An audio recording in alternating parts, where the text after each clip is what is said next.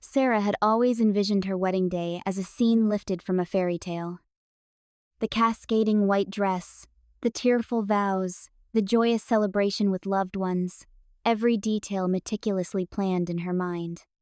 But lately, a subtle dissonance had crept into her daydreams, a discordant note that refused to be silenced. Mark, her fiancé, had become distant.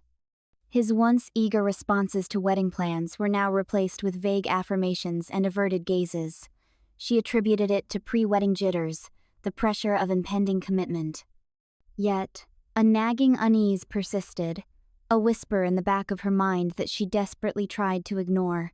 She found herself replaying their conversations, searching for hidden meanings, subtle shifts in tone. Had she missed something? Was she being paranoid? To distract herself, Sarah decided to immerse herself in wedding preparations, hoping that the familiar comfort of planning would quell her anxieties. She spent hours poring over floral arrangements, cake designs, and seating charts, desperately clinging to the illusion of a perfect future. But deep down, the unsettling feeling remained, a persistent shadow lurking beneath the surface of her carefully constructed happiness.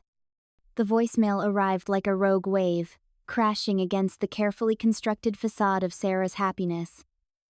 It was a Sunday afternoon, and Mark was supposedly at his weekly golf game with his buddies.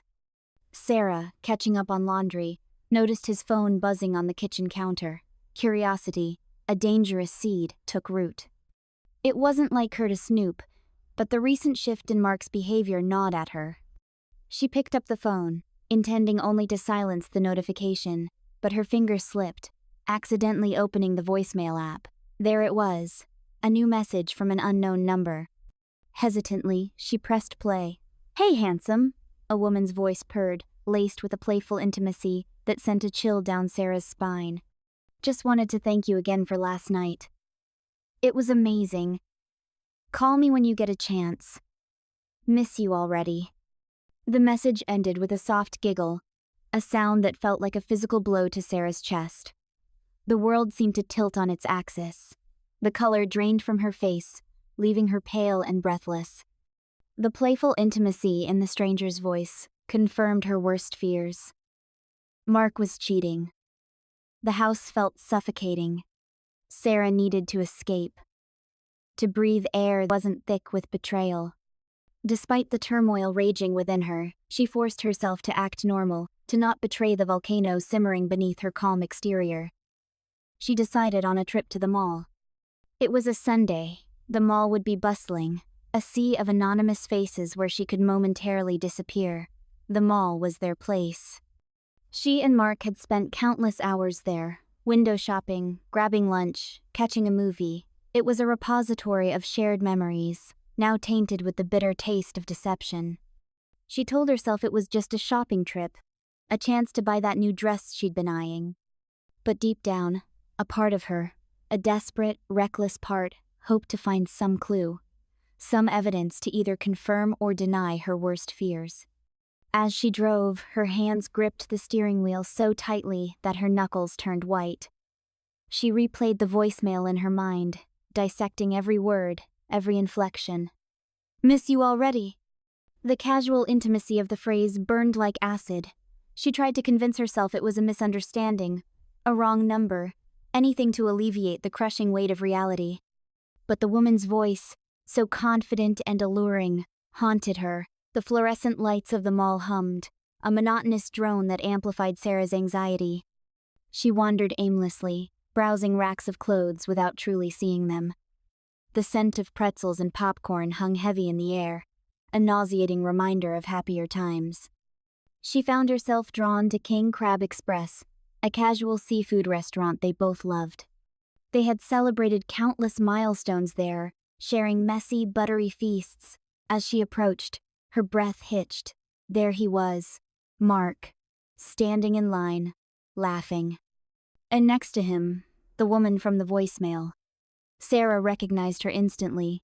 The same bouncy blonde hair, the same confident smile. She was wearing a bright red dress that screamed for attention, a stark contrast to Sarah's understated style. A wave of nausea washed over Sarah, followed by an icy surge of anger. The world seemed to narrow, focusing solely on the two figures in front of her. Mark reached out and playfully tucked a strand of hair behind the woman's ear, a gesture Sarah had always cherished. The casual intimacy of the act was a dagger to her heart. This wasn't a misunderstanding. This was real. Time seemed to slow. The sounds of the mall faded into a dull hum. Sarah's mind raced, a chaotic jumble of disbelief, anger, and humiliation. Her hand instinctively went to her left ring finger, tracing the outline of the diamond engagement ring that had been a symbol of their love, their commitment, their future. It felt heavy, a cruel weight mocking her naivete. A cold resolve settled over her. She wouldn't scream, wouldn't cry, wouldn't give them the satisfaction of seeing her break down. Instead, a strange sense of calm washed over her, a detached observation of the scene unfolding before her. She walked towards them, her steps deliberate, her face carefully composed. As she approached, Mark's eyes widened in surprise, then quickly shifted to guilt. The other woman, oblivious, continued to chatter animatedly. Sarah forced a smile, a chilling mask that concealed the storm raging within. She reached them, her gaze locking with Mark's quote. Without a word, she slipped the $3,200 engagement ring off her finger. The diamond sparkled momentarily in the artificial light, before she dropped it into the nearest tub of hot Cajun butter, the pungent aroma filling the air. The ring, a princess-cut diamond nestled in a platinum band, had been Mark's grandmother's. He had presented it to Sarah with trembling hands, promising a lifetime of love and devotion. It wasn't just a ring. It was a symbol of their shared history, their intertwined futures, a tangible representation of their dreams. Now it was sinking into a vat of greasy, orange-red liquid, its sparkle extinguished by the murky depths. The decision had been instantaneous, a reckless act born of pure, unadulterated rage. It wasn't a carefully calculated move, but a primal scream given physical form. As the ring disappeared, a strange sense of satisfaction washed over Sarah. It was a small act of rebellion, a defiant rejection of the charade Mark had been perpetuating. The hot butter sizzled around the ring, coating it in a thick, greasy film. The image was grotesque, a perversion of the sentimentality it was supposed to represent. For a fleeting moment, Sarah felt a pang of regret, a flicker of sadness for the dreams that were now dissolving like sugar in water. But the feeling quickly dissipated, replaced by a fierce determination to reclaim her life, to erase Mark from her future. Sarah straightened her shoulders, her smile hardening into a brittle line. She met Mark's gaze, a mixture of shock and horror plastered across his face. The other woman, finally realizing something was amiss, looked from Mark to Sarah with dawning comprehension. Sarah didn't acknowledge her, refusing to give her the satisfaction of a direct confrontation. "Y'all enjoy that," she said, her voice surprisingly steady, devoid of emotion. The words were clipped, precise, each syllable laced with a quiet fury that belied her outward composure. It was a final, dismissive farewell, a severing of ties with the man who had betrayed her trust. Without waiting for a response, she turned and walked away. Every step was deliberate, measured, a conscious effort to maintain control. She could feel their eyes on her back, but she refused to falter. Inside, her heart was pounding, her hands trembling, but she wouldn't let them see her vulnerability. The mall suddenly felt vast and empty, the bustling crowds fading into a blurry background. She focused on putting one foot in front of the other, her only goal to escape, to find sanctuary from the emotional wreckage she had just created. The parking lot blurred into a kaleidoscope of colors as Sarah stumbled towards her car. The world seemed to be operating on fast forward, while she was stuck in slow motion, a detached observer of her own life. She unlocked the car, her fingers fumbling with the keys, and practically collapsed into the driver's seat. Numbness had set in, a protective shield against the overwhelming pain. She started the engine, the roar of the car, a welcome distraction from the deafening silence in her head. She drove aimlessly, her mind blank, her hands moving on autopilot. She couldn't go home, not yet. The thought of facing the empty house, filled with the ghosts of their shared life, was unbearable. She found herself on the highway, heading away from the city, towards the sprawling suburbs. The streetlights flickered past, casting long, distorted shadows on the road. Where was she going? She didn't know. All she knew was that she needed to escape, to put as much distance as possible between herself and the scene she had left behind. The weight of the afternoon's events pressed down on her, suffocating her. She needed to talk to someone, to make sense of the chaos swirling inside her. Emily's number flashed on the screen. Sarah hesitated, her throat tightening with unshed tears. Emily was her rock, her confidant, the one person who always knew how to make her laugh, even in the darkest of times. But could she burden her with this? Could she articulate the messy, chaotic reality that had just shattered her life? Taking a deep breath, Sarah pressed the call button. Emily answered on the second ring, her voice bright and cheerful. "Hey, girl, what's up?" Sarah's carefully constructed composure crumbled.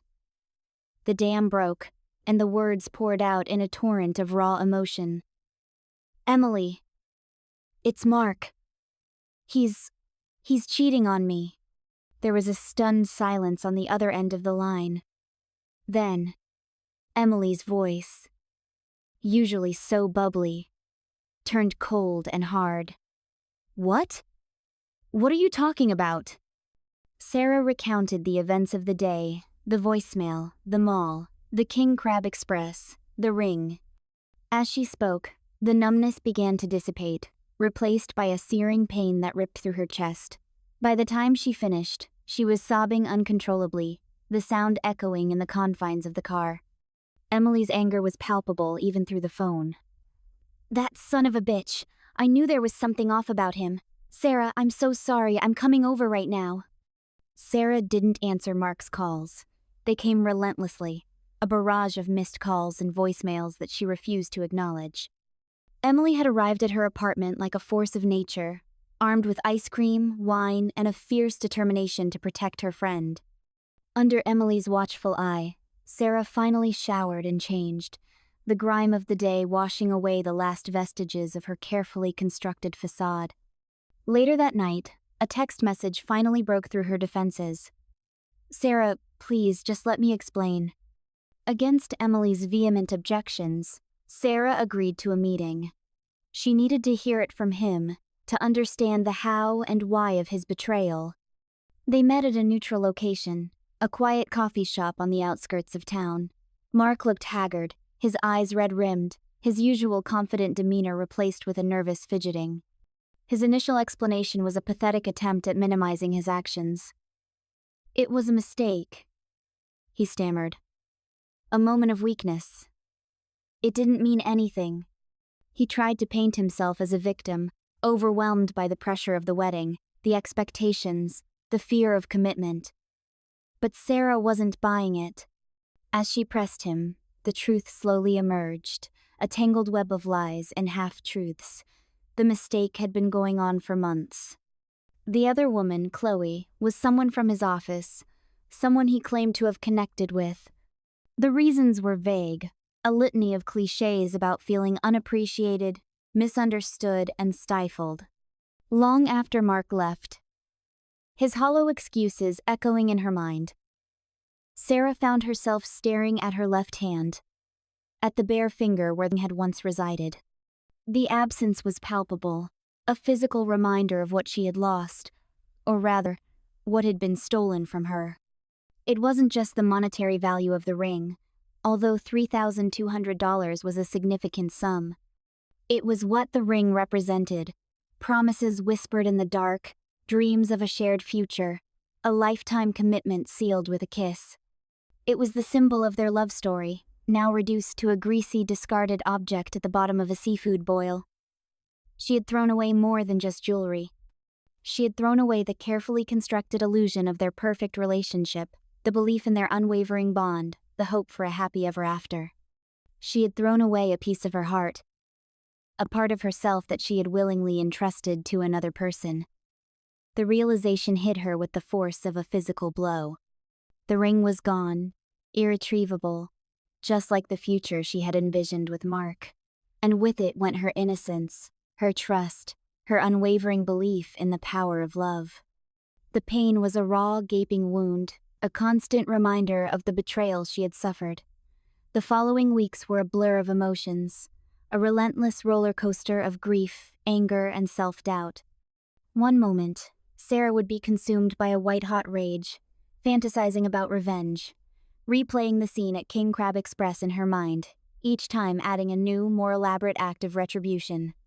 The next, she would be drowning in a sea of sadness, weeping uncontrollably, mourning the loss of her future, her dreams, her best friend. Sleep became a luxury, haunted by nightmares of Mark and Chloe, their faces morphing into grotesque caricatures of betrayal. Food lost its appeal, each bite tasting like ash in her mouth. She withdrew from the world, isolating herself in her apartment, shutting out the well-meaning attempts of friends and family to offer support. She questioned everything. Had she been blind to the signs? Had she been too trusting, too naive? Were there red flags she had ignored? Subtle hints of Mark's dissatisfaction that she had dismissed as pre-wedding jitters? She replayed their entire relationship in her mind, searching for clues, for answers, for some explanation for his inexplicable betrayal. The trust she had once placed so freely in others was now shattered, replaced by a gnawing sense of suspicion and vulnerability. Would she ever be able to trust anyone again? Just when Sarah thought things couldn't get any worse, they did. A week after the incident at King Crab Express, Emily frantically called her. "Sarah, you need to see this." Emily sent her a link to a video, a grainy, shaky recording of the confrontation at the mall. Someone had filmed the entire thing, from Sarah's arrival to her dramatic exit, and posted it online. It had gone viral. The comment section was a cesspool of opinions, judgments, and unsolicited advice. Some people applauded Sarah's actions, praising her for standing up for herself and not tolerating infidelity. They hailed her as a queen and a badass. Others condemned her for being petty and wasteful, criticizing her for destroying a valuable family heirloom. Some even sided with Mark, accusing Sarah of overreacting and embarrassing him in public. Sarah was horrified. Her private pain had been thrust into the spotlight, dissected and analyzed by strangers on the internet. She felt exposed, vulnerable, and violated. The video amplified her shame and humiliation, turning her personal tragedy into a public spectacle. She deactivated her social media accounts, desperate to escape the constant barrage of notifications and opinions. The internet, once a source of connection and entertainment, had become a weapon, turning against her in her moment of greatest vulnerability. The viral video, despite its initial devastating impact, became a turning point. Sarah realized she couldn't let this experience define her. She couldn't allow Mark's betrayal, or the internet's judgment, to dictate her future. It was time to reclaim her narrative, to take control of her life, and to rebuild herself from the ashes of her broken dreams. She started with therapy. Talking to a professional helped her process her emotions, understand her patterns, and develop healthy coping mechanisms. She learned to forgive herself for the mistakes she had made, to release the anger and resentment that had been consuming her. She reconnected with old friends, rekindling friendships that had been neglected during her relationship with Mark. She discovered new hobbies, taking a pottery class and joining a hiking group. She rediscovered her passion for painting, filling her apartment with vibrant colors and bold strokes. Slowly but surely, Sarah began to heal. She started to see the world with new eyes, to appreciate the simple joys of life, to embrace the possibilities that lay ahead. She was no longer defined by her relationship with Mark, or by the viral video that had made her infamous. She was Sarah, a strong, resilient woman who had survived a devastating betrayal and emerged stronger than ever before. Months later, Sarah felt a sense of closure creeping into her life. She was no longer consumed by anger or sadness, but rather a quiet sense of peace and self-acceptance. It was then that she decided to reach out to Mark one last time. This wasn't about reconciliation or forgiveness, but about setting boundaries and demanding accountability. She needed to look him in the eye, to hear him acknowledge the pain he had caused, and to clearly state her expectations for moving forward. They met in a park, a neutral space bathed in the warm glow of the setting sun. Sarah was calm, composed, her voice steady as she spoke. She didn't accuse or berate, but simply laid out the facts, detailing the impact of his betrayal on her life, her trust, her sense of self. She demanded an apology, not just for the affair, but for the lies, the manipulation, the emotional damage he had inflicted. She also requested that he leave her alone, to respect her boundaries and allow her to move on with her life. Mark, for the first time, seemed genuinely remorseful. He apologized sincerely, acknowledging the pain he had caused and taking full responsibility for his actions. He promised to respect her wishes and to never contact her again. It wasn't the closure she had initially envisioned, but it was enough. Sarah walked away from the park that evening with a lightness in her step, a sense of freedom she hadn't felt in years.